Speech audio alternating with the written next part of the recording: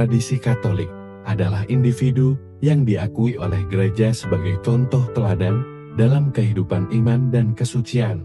Mereka memiliki perjalanan hidup yang menginspirasi dan menunjukkan bagaimana kita dapat hidup dengan setia mengikuti Kristus. Halo sahabat Pasiarah semua, pada hari ini kita merayakan Hari Raya Perayaan Santo Dunstan. Sejarah Santo Dunstan sangat menarik dan penuh inspirasi. Santo Dunstan memiliki peran penting dalam kehidupan gereja Katolik. Bagaimana Santo Dunstan mendedikasikan dirinya kepada gereja Katolik. Sekilas cerita tentang Santo Dunstan. Dunstan lahir di Glastonbury pada tahun 910. Ia terhitung sebagai salah seorang peletak dasar bagi negeri Inggris yang berperanan penting dan berpengaruh besar dalam kehidupan politik dan kehidupan agama. Selama abad ke-10, putra bangsawan ini dididik oleh rahib-rahib Irlandia di Glastonbury. Setelah itu, ia tinggal beberapa tahun di istana Raja Athelstan sebelum menerima tabisan-tabisan suci.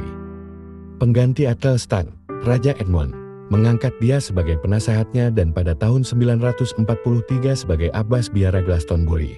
Pada waktu itu Biara Glastonbury, yang porak-poranda karena serangan bangsa Denmark, mengalami suatu kemerosotan luar biasa seperti halnya banyak biara lainnya di Inggris. Namun di bawah bimbingan Abbas muda Dunstan, Glastonbury bangkit dengan semarak kembali. Dunstan dengan sekuat tenaga berusaha memperbaiki bangunan-bangunan biara Glastonbury, menghidupkan kembali disiplin hidup monastik, dan menjadikannya sebagai suatu pusat belajar dan pusat monastik di Inggris pada masa itu.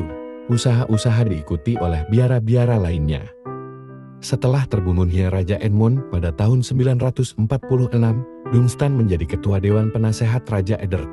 Dalam kedudukan ini, ia memprakarsai manuver-manuver politik untuk memperkuat kekuasaan kerajaan, mempersatukan kembali negeri Inggris, dan mendamaikan semua orang Denmark yang menetap di Inggris.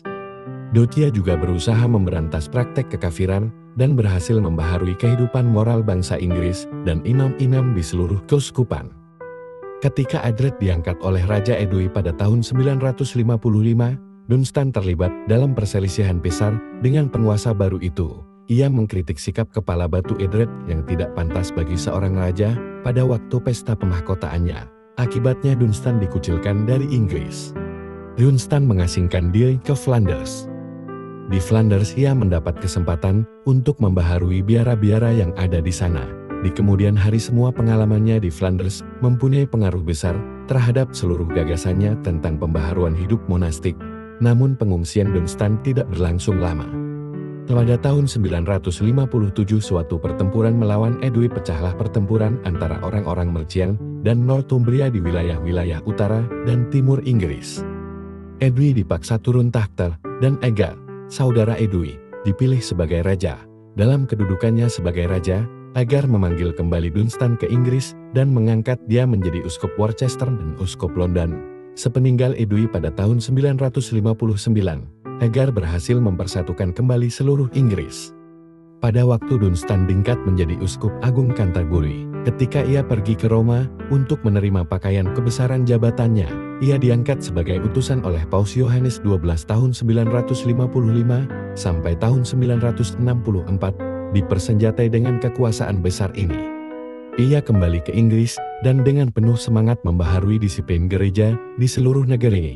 Di bawah kepemimpinannya, banyak biara di Inggris dibaharui dan banyak lagi biara baru didirikan. Dunstan terus menjadi penasehat raja selama kepemimpinan Raja Edgar dan kemudian menjadi juga penasehat Raja Edward Martyr.